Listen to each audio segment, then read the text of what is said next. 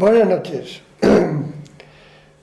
En la charla de hoy verán ustedes por el enunciado que consta de física cuántica, meditación y empatía. Y en una primera aproximación a ustedes les puede parecer que estas cosas pueden tener o no que ver. No es casualidad que lo haya hecho así, y responde a una intencionalidad de expresión bastante clara. Les ruego que tengan un poco de paciencia en cuanto a los principios de la misma, porque voy a desarrollar algunos conceptos básicos de física cuántica que deben ustedes conocer, para poder avanzar y sobre todo también para, de alguna manera, poner en fundamento lo que les digo. Es decir, lo que digo tiene sus raíces en aquello también que investigo. Como les digo, la base de todo el trabajo espiritual es la propia investigación. Yo no paro de hacerlo y a ustedes les invito a que lo hagan y encuentren en su investigación el desarrollo de su propia alma. Esto es una alquimia, en definitiva. Es un trabajo ineludible que persona a persona tiene que realizar consigo mismo y con lo que le rodea. Así que sin más prolegómenos vamos a entrar. ¿Por qué es necesario en una serie de ensayos que tratan básicamente de la espiritualidad? Bueno, en principio espiritualidad también podríamos decir que abarca casi todo, pero bueno. ¿Por qué es necesario tocar también este tema en esta serie de ensayos?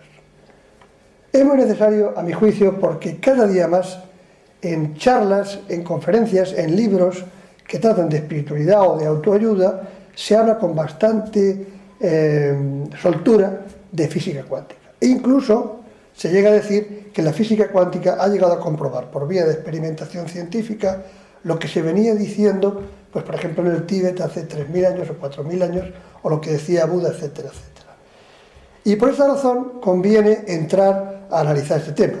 A mí personalmente la física, igual que la química, siempre me han gustado mucho y siempre he sido objeto de mi interés, pero ahora particularmente he querido ofrecerles un poquito de todo esto para centrarnos un poquito en el tema de la física cuántica por su reiteración, como decía, en los medios que tratan de la espiritualidad. Así que vamos a ver. La física cuántica, ¿qué es lo que estudia? La física cuántica estudia fundamentalmente el comportamiento de las partículas atómicas o subatómicas. Les ruego que tengan un poco de paciencia, voy a intentar ser muy didáctico y creo que ustedes lo van a entender perfectamente. Es decir, trata de partículas atómicas y subatómicas. Esta física surge a principios del siglo XX, cuando se empieza a adentrar la ciencia en la problemática del mundo atómico y subatómico. Cuando empieza a estudiarse profundamente la estructura del átomo, se descubren partículas subatómicas, es decir, más pequeñas, el comportamiento de los electrones, etcétera, etcétera. En ese justo momento se encuentran los científicos con una gran paradoja, y es que los parámetros, los paradigmas, las leyes que venían aplicándose en la física clásica no resultan de aplicación. Surgen resultados sorprendentes y nos encontramos con que no es así. Pero, además, surge otra cuestión, y es que en los, digamos, objetos organizados, como puede ser esta mesa, un servidor, la casa, etcétera, que son conjuntos de partículas, conjuntos de átomos, siguen siendo de aplicación en su mayoría la física clásica. Así que nos encontramos como si fueran dos mundos. Un mundo, el mundo de los objetos organizados, de los objetos de macropartículas, es decir, las partículas organizadas en objetos concretos, en los que les sigue siendo de aplicación la ley de la física clásica, y por otro lado tenemos el mundo subatómico o atómico, donde estas leyes no resultan de aplicación. Bien.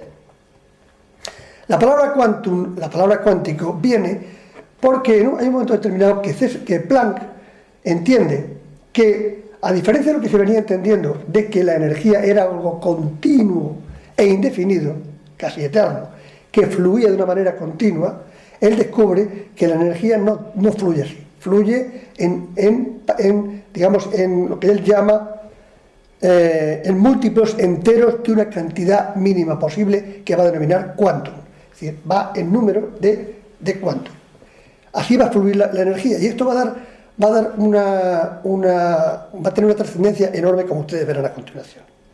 Pero hay otra cuestión, cuando se empieza a trabajar en la física cuántica, se empieza a comprender que, así como en la física clásica uno establecía un parámetro, incluso todavía hoy el GPS que utilizamos es un aparato que mide con mucha exactitud la posición en la que nos encontramos, es decir, una física aplicada. Sin embargo, en el mundo subatómico es imposible, prácticamente imposible, fijar la posición de una partícula en un espacio temporal o bien en un ámbito espacial o temporal. ¿Qué quiere esto decir? Que en la física atómica o subatómica lo que realmente interesa es la probabilidad. Es decir, no solo interesa, es que no es posible fijar con definitud una dimensión. Fíjense, ya ustedes pueden adivinar que en el ámbito de la física clásica estábamos hablando de determinismo, leyes causa-efecto perfectamente organizadas, es decir, si yo tiro una piedra cae al suelo y eso producirá dependiendo de su velocidad, etcétera, con fórmulas matemáticas absolutamente precisas, siempre va a suceder lo mismo. Si yo calculo mi posición mediante GPS en mi coche, resulta que yo puedo calcular casi con la hora exacta que voy a llegar a mi destino. Habrá una pequeña variación. Fíjese que estamos hablando de miles de kilómetros de distancia desde el satélite hasta el receptor del GPS. Es decir, en la física clásica, en el objeto organizado, en los elementos macropartícula, sigue funcionando con perfecta. Ahora bien, como les decía anteriormente, en la física subatómica, este principio de determinación ya no va a existir. Se cambia por el principio de probabilidad. Es decir, frente a una situación de determinismo materialista o material, tenemos que en la física cuántica, que son las partículas de las que estamos compuestos y de las que se compone todo, lo que se utiliza es prácticamente el libre albedrío. ¿Por qué? Porque el físico va a comprender que no va a poder establecer con determinación, con seguridad, dónde se va a encontrar una partícula, por mucho que la mida, en un momento determinado, sino que establece un cálculo de probabilidades. Parece que la partícula tiene un ámbito personal de fluctuación que el medidor no va a poder llevar a cabo. Y no solo eso, sino que a su vez la física cuántica se encuentra con la problemática de que la propia medición altera el resultado. Si fíjese, el libre albedrío sobre el libre albedrío. El hecho de intervenir en la medición va a suponer una alteración del resultado. Usted dirá, ¿cómo puede ser? Muy sencillo. La luz es corpúsculo y es onda. La luz, es decir, la luz se compone de unos corpúsculos que se llaman fotones. Si los fotones iluminan la partícula, automáticamente es porque chocan y por tanto varían su trayectoria. Es decir, medir es casi ineludiblemente variar el resultado. Y por otro lado se encuentra la física cuántica con el gran problema de que la única forma real, por tanto, de comprender la realidad cuántica es siéndola. Ya les va sonando a ustedes esto por los conceptos que ustedes tienen de espiritualidad. Pero al principio simplemente pasan más cosas en materia física. Y es que surge la teoría de la relatividad de Albert Einstein y también que surge la comprensión ya del debate que también les expliqué a ustedes en el vídeo anterior, en el que les decía que al principio para Newton la luz fue corpúsculo, o sea, materia, luego se dijo que era onda y al final, ya en el siglo XX, queda claro que es corpúsculo y onda. Bien, quédense con esta palabra porque tiene mucha importancia para lo que a continuación les voy a explicar. Es decir, que ya tenemos una primera cuestión que ustedes, que seguramente si han seguido esto con atención, comprenderán enseguida. Es que la dualidad de la que siempre estamos hablando aparece en nosotros mismos y en lo que nos rodea simplemente desde el punto de vista material, sin llegar al punto espiritual, sin llegar al punto de vista moral de sí o no, de si me gusta o no me gusta. Ya en el elemento material, el elemento material ya nos está definiendo una dualidad. La partícula de la que estamos formados es una partícula que se va a comportar por un lado, incluso la luz misma, si ustedes quieren que tanto se habla de la luz misma se comporta como materia, es decir, como corpúsculo, y también se comporta como onda. Y ahí empezaremos a comprender la importancia que esto va a tener cuando yo les hablo a continuación de la meditación. Intenten vivir todo este desarrollo con algo de pasión, porque al menos así es como yo lo he vivido y espero transmitírselo. Bien, nos encontramos entonces que al explorar el mundo macroscópico, los físicos se encuentran con que pueden predecir una trayectoria, la situación temporal y espacial es clara, y hemos hablado de que ahí podemos hablar del determinismo. El hombre, en el mundo de la ciencia física clásica, es un ser imparcial que analiza el contexto de la realidad que le rodea. ¿Qué sucede por contra en el mundo microscópico? Allí todo parece caótico, discontinuo, disparatado. Hay que hacerlo todo por cálculo de probabilidades, como antes le he dicho. El observador altera. Y aquí, además, sucede algo muy importante, y es que el pasado y el futuro prácticamente no cuentan o son prácticamente inapreciables. Es decir, estamos hablando de un presente y de un presente poco preciso. Así que todos estos conceptos cuánticos que van a ir apareciendo y que son elementos, y que además no crean ustedes que son meras especulaciones, son conceptos cuánticos, la mayoría de los cuales han podido analizarse en laboratorio, y algunos de ellos, como la teoría de cuerdas, no ha podido todavía experimentarse en laboratorio. Sin embargo, la fórmula matemática de la teoría de cuerdas sí se ha aprobado científicamente, casi a nivel general. Así que estamos ante también conceptos matemáticos muy detallados que van a ir llevando al laboratorio de conformidad a cómo la tecnología lo va permitiendo. Ahora bien,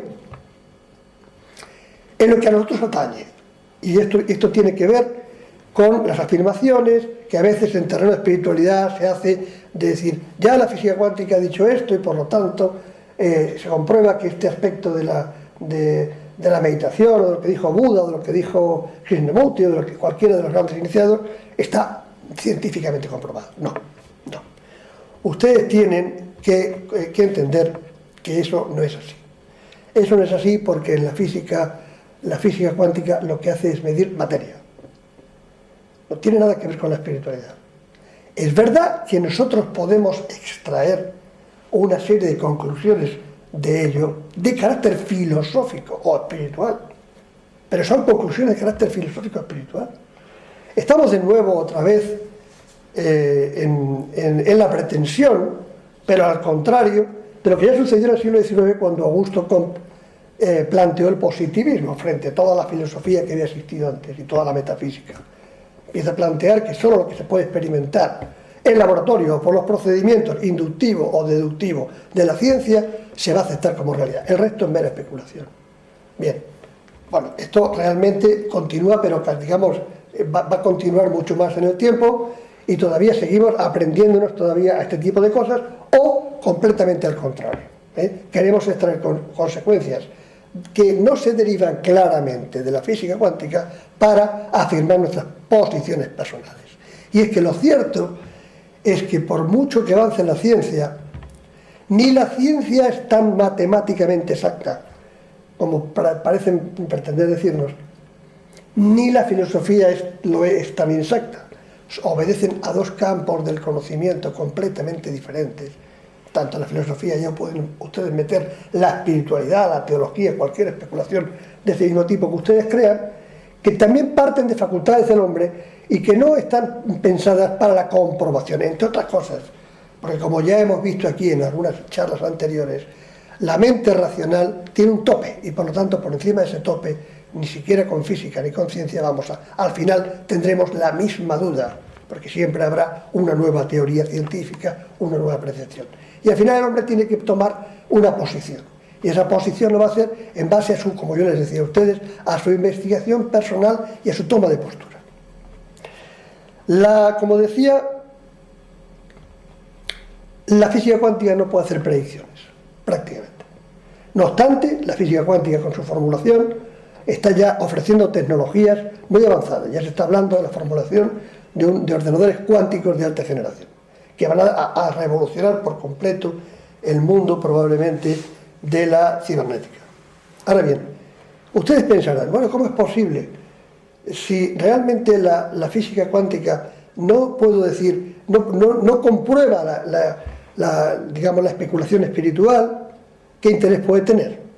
Y por otro lado hay otra pregunta que podrían ustedes también hacerse, y es, ¿cómo es posible que una partícula que funciona sometida a leyes de física cuántica, a las leyes de cierto albedrío, de cierta indeterminación, a la dificultad que tienen y que actúan y se comportan de una manera determinada, cómo es posible que de pronto cuando se integran en un organismo completo, como pueda ser el que les está hablando, o cualquiera de los elementos que hay aquí, de pronto aparecen sometidas a la física clásica? Es decir, ¿cómo es posible que esto suceda? Esto sucede, y esto es importante que ustedes lo entiendan, porque precisamente muchas veces en algunos libros de autoayuda, precisamente lo que se hace es romper un principio básico de la física cuántica que se llama decoherencia cuántica. Es decir, hay una serie de escritores incluso que han llegado a partir de ciertas posiciones de la física cuántica a entender que esto es directamente aplicable en nuestra vida personal. No sé si algún día en la tecnología permitirá ciertas cosas así, pero a día de hoy eso no parece que la ciencia esté de acuerdo con ello. Es decir, mi vida en la tercera dimensión que yo me encuentro no está regida por la física cuántica. Mis partículas sí lo están, pero yo en mi comportamiento, en mis reacciones, no lo estoy. Lo que sí es verdad es que puedo deducir de ese comportamiento cuántico importantes consecuencias para mi vida, pero siempre será desde un punto de vista de reflexión filosófica, que tampoco es poca cosa. Entonces decimos que hay un principio que es el de la decoherencia cuántica, que quiere decir que cuando un sistema cuántico, es decir, un conjunto de partículas, que normalmente se analizan y estudian en un espacio determinado, cerrado, y que además se sitúan en un nivel de temperatura prácticamente cero, cuando ese conjunto de partículas colisionan o establecen contacto con un sistema no cuántico, es decir, de un organismo pluricelular, automáticamente empiezan a quedar sometidas de nuevo a las leyes de la física cuántica. Fíjense, como diría un maestro hindú, estamos, que la física cuántica podría estar hablándonos del mundo real, probablemente, mientras que la física clásica, con toda su exactitud, estaría hablando de lo que los hindúes llaman el mundo de Maya, el mundo de la apariencia, unas leyes que se suceden y que se cumplen en esta ficción de mundo.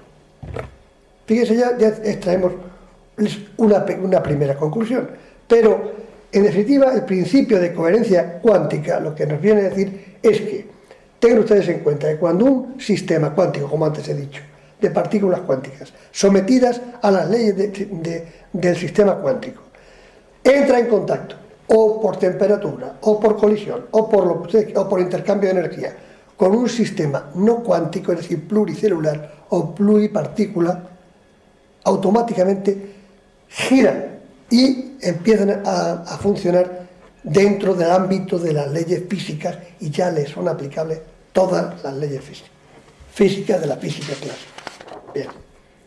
Así que lamento si a alguien esto le inquieta, pero realmente nosotros en nuestras vidas no podemos deducir en lo físico o en lo personal grandes conclusiones apoyadas en la ciencia de la física cuántica. Y dicho todo esto, debemos entrar en la meditación, porque claro, ustedes comprenderán. Cuando nosotros analizamos una partícula de luz, hemos dicho antes que teníamos un elemento material, es decir, y tenemos, mejor dicho, cuando experimentamos con una partícula de luz desde un punto de vista determinado, aparece su elemento corpuscular. Y cuando experimentamos con una partícula cuántica o una partícula de luz, desde un punto de vista diferente, aparece su elemento ondulatorio. Bien, nosotros podemos de aquí sacar algunas reflexiones, y estamos en la tercera dimensión. Aquí estamos actuando en el medio en el que vivimos, en el medio en el que estamos. Y tenemos, por otro lado, un instrumento que es la meditación, que es, a mi juicio, el que nos sitúa en sistema ondulatorio. en el sistema del ser. Y podemos tener la pretensión de decir, yo solo quiero estar en ese sistema, en el sistema del ser, funcionar como una onda. Fíjense ustedes la atracción tremenda que tiene para todo hombre la música, cualquiera de las músicas que a ustedes les guste. Ayer, precisamente, cuando iba hacia mi casa, en el coche, puse la emisora de música y surgió una música maravillosa. Surgió la tocata y fuga en versión orquestal de Juan Sebastián Bach, una obra que siempre he amado mucho, pero que nunca la había visto en versión orquestal, nunca la había oído, quiero decir, en versión orquestal, o al menos no lo recordaba. Era de tal belleza, de tal profundidad, que no me molesta decirles que tuve que parar el coche por la enorme emoción que sentía y porque lloraba. Era una cosa para mí, era una emoción enorme, y me di cuenta y agradecí a los grandes genios como Juan Sebastián Bach, Mozart y otros muchos, la vibración del universo que han proporcionado, la vibración, la elevación de almas que han proporcionado.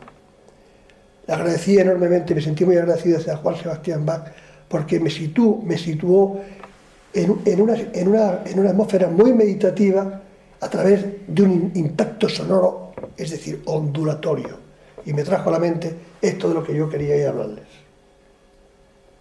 O sea, que a través de la meditación hacemos como hace el científico a través de la física cuántica. El científico a través de la física cuántica va hacia el interior de la célula, hacia el interior, hacia lo pequeño. ¿Qué hacemos cuando meditamos? Vamos hacia el interior de nosotros mismos. Ya empezamos a ver aspectos, digamos, paralelos. ¿Qué nos aconsejan, por seguir comparando o sacando conclusiones, qué nos aconsejan o nos han aconsejado los grandes meditadores, Buda, Krishnamurti, cualquier autor que a usted se le ocurra? La ruptura de la dualidad para meditar es fundamental, es decir, la ruptura del objeto-sujeto.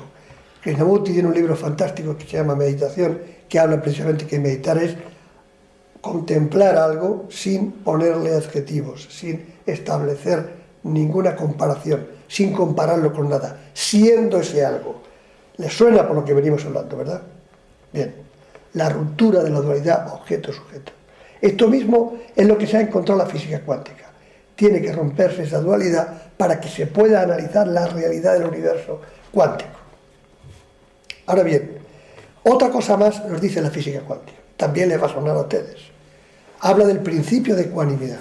¿Cuál es el principio de ecuanimidad? Es que el observador no puede alterar, no puede modificar nada de lo que está viendo y no puede compararlo con nada, como ya decíamos anteriores. Es decir, no puede interferir, si eso fuera posible. La mera proyección de fotones es una interferencia. También eso les suena a ustedes, porque ustedes la mayoría seguramente meditan y conocen esto. Ahora, como les decía antes, el tema onda y corpúsculo. Nosotros, cuando estamos haciendo cosas, estamos actuando en modo corpúsculo. Y cuando estamos, como decía antes, estamos meditando, estamos en modo onda, en modo vibración pura. El objetivo de la meditación es eliminar el pensamiento, pero por sí mismo, no porque usted lo impida, sino que llegue usted a un estado de conciencia en el que usted realmente deja de analizar cosas. Es difícil explicar, pero como yo lo he sentido, y seguro que ustedes lo han sentido, saben perfectamente de qué les hablo. Entonces, ¿cuáles son todos los grandes problemas que tiene el meditador? ¿Y cuáles son los grandes problemas que ya ustedes saben, porque yo les he hablado de Krishnamurti, maestro al que adoro? No podré nunca agradecer sus enseñanzas más. Él decía siempre, la mente es la creadora del pasado y del futuro. Es el gran perturbador que impide que el presente se haga presente, que se viva, que estemos en el modo ser. Pero por otro lado, él mismo, Krishnamurti, comprendía que esto no podía ser un estado continuo, que había cosas que hacer realmente.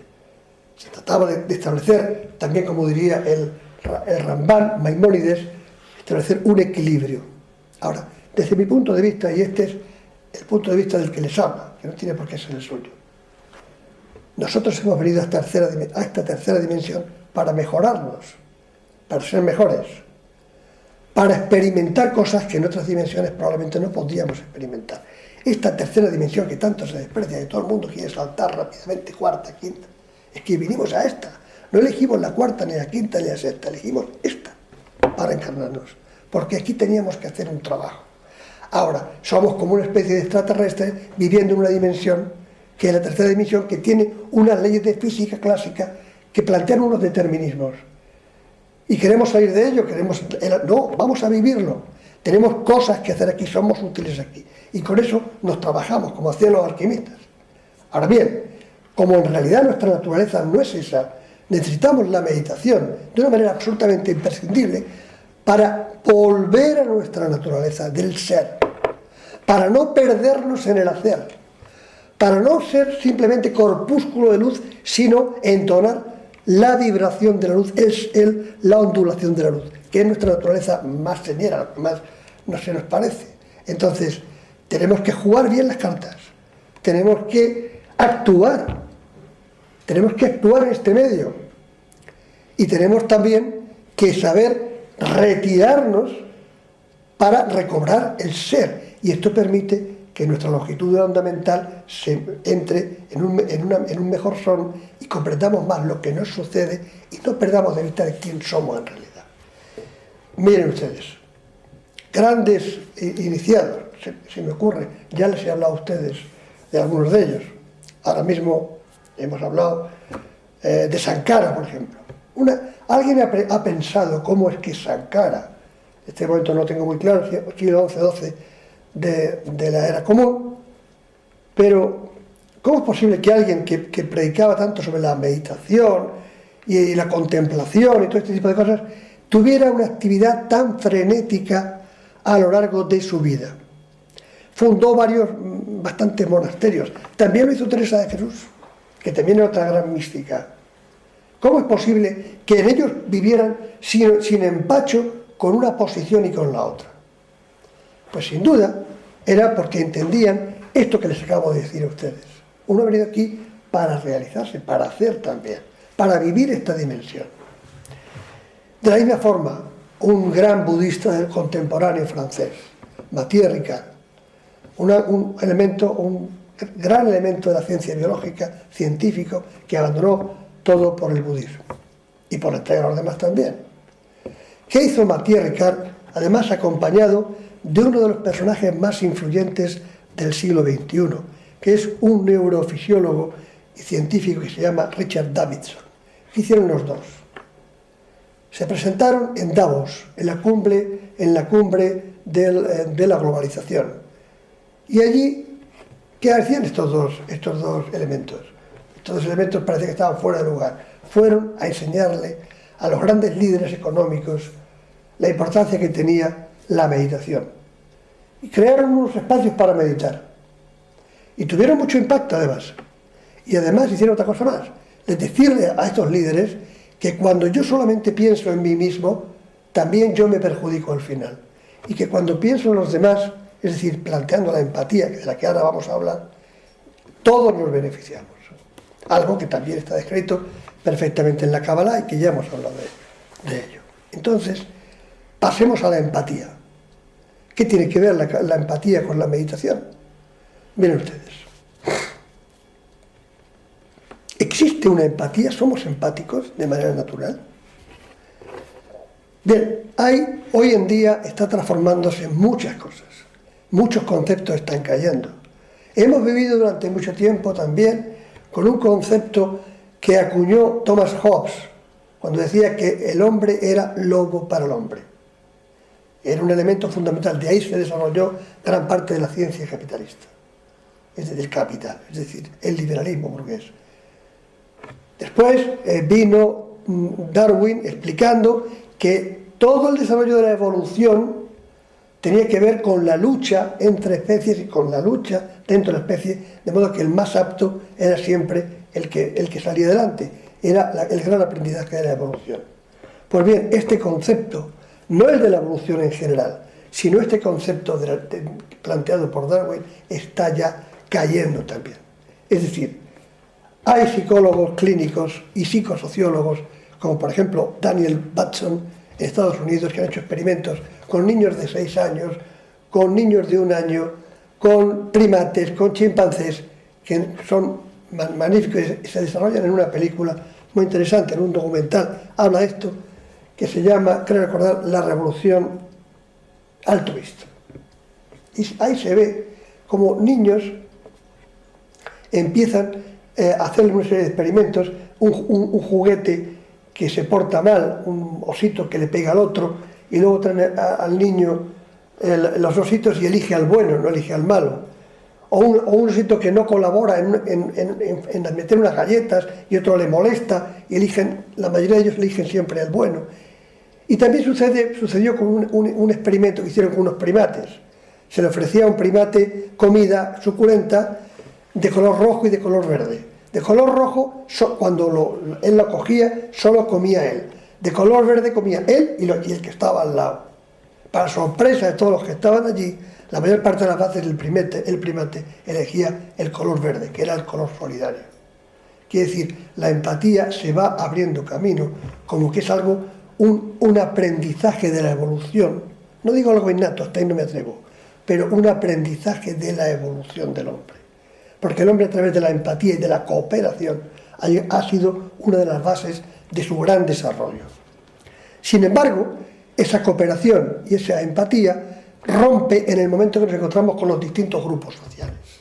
Es decir, las personas que vemos a alguien necesitado, en el momento que nos dicen es judío, es chino, es árabe, es talibán, es monje, en el momento que los situamos en un grupo determinado, ya nos podemos dirigir agresivamente contra él. De modo que ahora la psicología social y la psicología clínica intenta encontrar fórmulas que ayuden a la evolución del hombre y que rompan el concepto de grupo o lo amplíen y más, de modo que se ve que ese es uno de las bases para evitar la tremenda masacre y el tremendo dolor que estamos infligiéndonos unos a otros. Es decir, el concepto yo soy de un grupo, tú eres de otro. También Krishnamurti habló en una de sus obras sobre el peso negativo que tenían los grupos religiosos en la generación de conflictos. No ya tanto por lo que dicen, por sus textos iniciáticos, no, por el hecho de que yo soy musulmán y tú eres judío, por el hecho de que yo soy cristiano y tú eres musulmán, por el hecho de que yo soy comunista y tú eres capitalista. En el momento que sucede que hay un grupo y un antigrupo, que es lo que hablamos, surge la dualidad, y frente a esa dualidad sí que todavía seguimos siendo muy agresivos. Pero los experimentos que realiza precisamente Richard Davidson empezó trabajando con ese concepto a desarrollar qué efecto tendría la meditación ante este tipo de situaciones.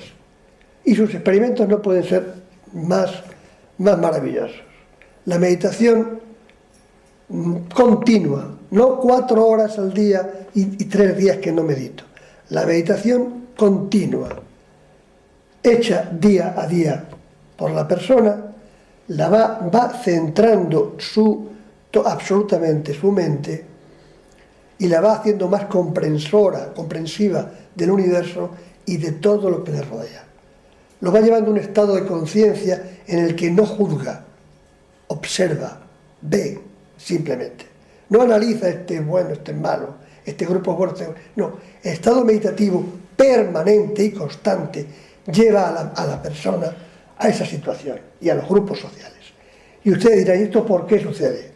Porque Richard Davidson nos dice una cosa de la que ya no la he pronunciado así, pero dicho por un científico, pues me resulta muy simpático. Richard Davidson dice, es que la mente es plástica. ¿Qué quiere decir que es plástica? Plástica quiere decir que es moldeable. Cuando yo estoy viendo 3 horas de televisión agresiva o ordinaria o de películas fuertes y demás, yo estoy moldeando una mente. No solo estoy perdiendo o ganando tiempo, ya eso, cada cual que lo valore como crea oportuno. Estoy moldeando mi mente. Estoy cambiando las ondas en las que formulo, en las que ella se mueve. Es decir, y es que, por lo tanto, es tan importante qué tipo de cosas me permito ver. Había un cabalista amigo que un día me dijo: somos responsables mucho más que de otras cosas por los ambientes en los que nos permitimos estar. Aquello me impresionó mucho, lo he recordado muchas veces. Aquellos ambientes con los que condescendemos estando, cuando sabemos que no nos benefician. Las películas que vemos que son agresivas y pensamos que no tienen impacto, no, nos modifican la estructura mental, nos cambian la forma de ver. Porque el hombre, como ya hemos dicho en la conferencia anterior, se hizo para hacer. El hombre se transforma y transforma la realidad con su pensamiento. Pero no solo eso, es que el científico dice, no solo es que el pensamiento del hombre incide en su vida ordinaria, es que el pensamiento, no, el cerebro del hombre es plástico también, se transforma.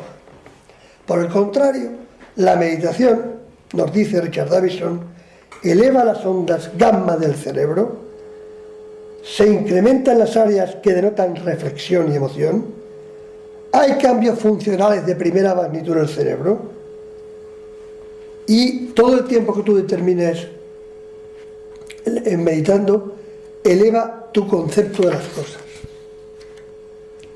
De esta forma vemos que sería innecesario que la meditación, y así propone Richard Davidson, se implante en las escuelas de manera igual que la gimnasia.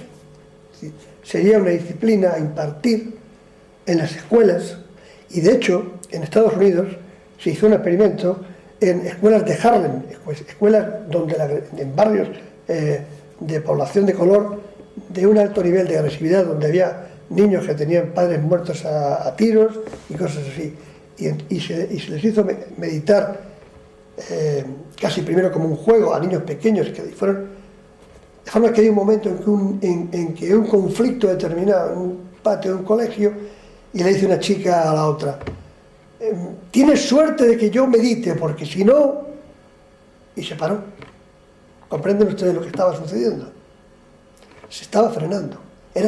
Controlaba su emoción, controlaba su agresividad. Y se daba cuenta además. Entonces, es evidente que deberían implantarse la meditación como asignatura obligatoria, siempre y cuando naturalmente el sistema quisiera que las cosas cambiaran realmente. Bien, yo espero no haberles aburrido excesivamente y les invito a que, como siempre digo, mediten diariamente, mediten si pueden 20 minutos, 30 minutos, 5 minutos si no pueden. Tengan paciencia, los resultados son evidentes, uno cambia realmente, uno cambia, uno se sorprende, uno no se conoce. Y por lo tanto es muy conveniente que ustedes implanten la meditación en sus vidas y ayuden a que aquellas personas que quieren, con paciencia, se metan ellos, que mediten en familia, que mediten en las reuniones unos minutos. Probablemente en una reunión festiva, unos minutos de meditación colectiva va a mejorar el hálito general de la reunión. Les deseo paz, abundancia y felicidad. Buenas noches.